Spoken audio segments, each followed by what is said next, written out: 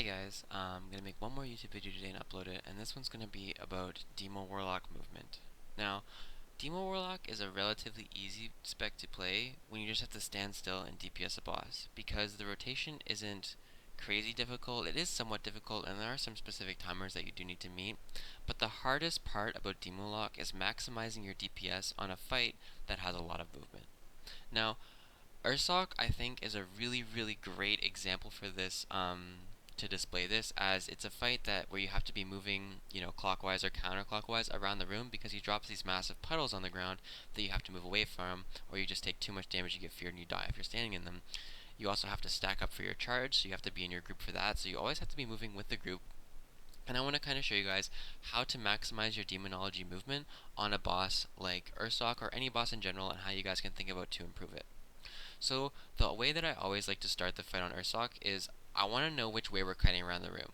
Now in this case we're counting clockwise. We're kiting clockwise around the room. So I have a portal and a gateway preset to where we're going to be kiting to, which allows me to get more movement, and you're going to see that during the fight. So the themes that I want to look at, like for you guys to see during this fight, is my life tap usage, Demon Wrath usage, and every single instant cast that I have, how I'm always using that to move just a little bit more towards where I want to go. And also utilizing angles, in the sense that if you know that you're going to be eating a charge next, don't move, let the boss come to you. But if you're going to be eating a charge later, take the best angle to get to the spot where you're going to be eating it next. So just like quickly to how to explain this is, don't run in like an arc, run in a straight line towards where you need to be, because an arc is going to take you a lot longer to get to than a straight line. Like think about the Pythagorean theorem, right, of a right angle triangle.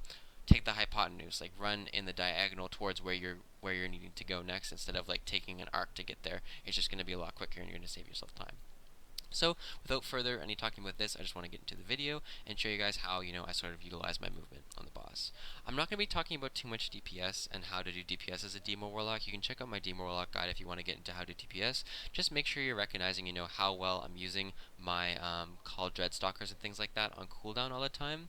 And yeah, so note how I kind of set my portal over there, and I am in the second group for charges, so I don't have to worry about, getting to the boss that quickly. But, in Bloodlust, you use a lot of mana, and every single time that you need to move, you want to be using something like Life Tap. You want to be using something like Demon Wrath. You want to be using something useful to help your DPS, because if you're not using a global every time you're moving, all of this silent movement that you're wasting is just going to be such a huge DPS loss. So you see the boss is getting closer to me.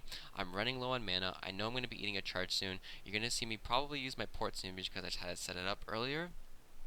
And I want to use this movement the best I can. So you see I port to get a little bit of distance here. I'm running low on mana, so that means I'm going to want to start using Life Tap as globals to move towards where we're kiting towards. And you see, even though it's a very small amount of movement, I just want to, just look. I've moved this much since using port, right? But all of this movement that I've got has been from instant casts. Imagine if I had to run from like where I started over here to here and didn't cast anything. That would have taken me 4 to 5 seconds of time where I just wouldn't be DPSing, right?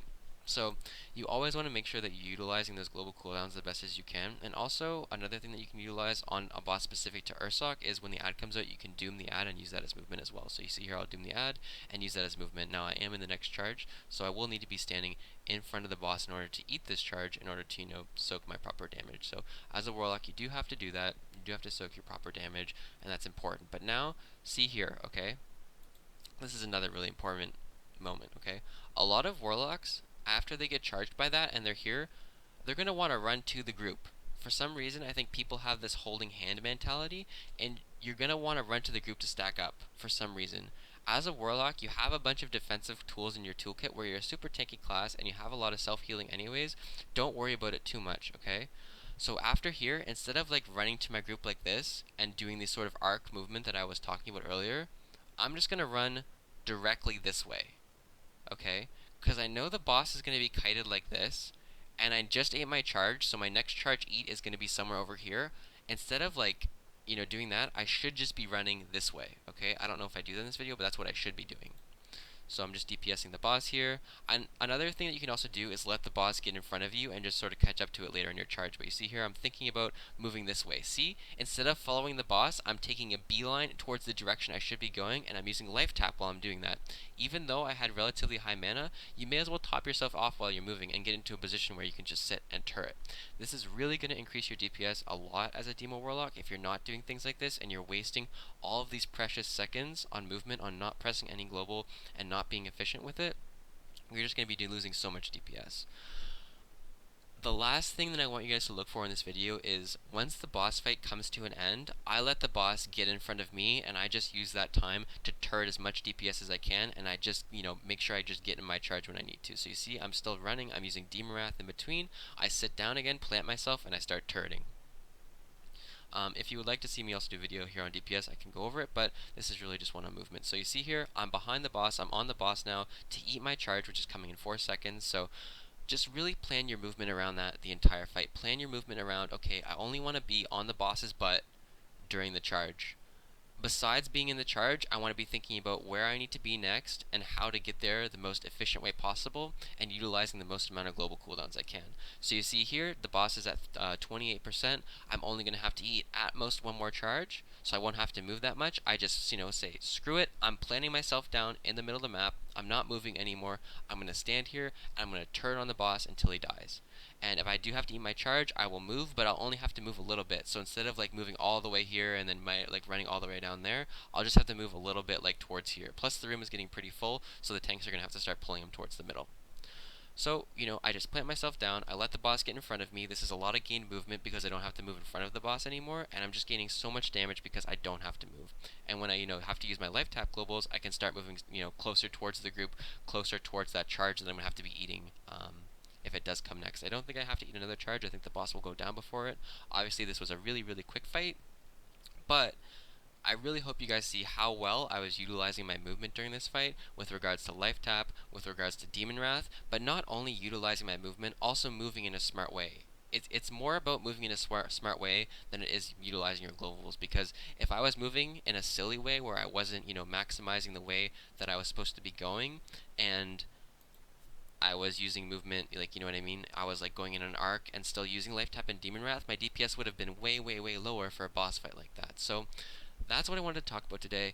This is an extremely, extremely, extremely important part of playing a Demonology Warlock. Make sure you're utilizing every single global that you can. That's instant to move because you don't have that many of them, but when you do, you need to use them for movement. Okay? It is a fairly clunky spec, I will say, but if you can manage to utilize these movement globals that you have and preemptively think about where you need to go before it happens, you're really going to up your DPS. You really are going to up your cast time on the boss of doing damage, and that's what I wanted to go over today. So thanks for watching, guys. I appreciate it, and I hope you like this video.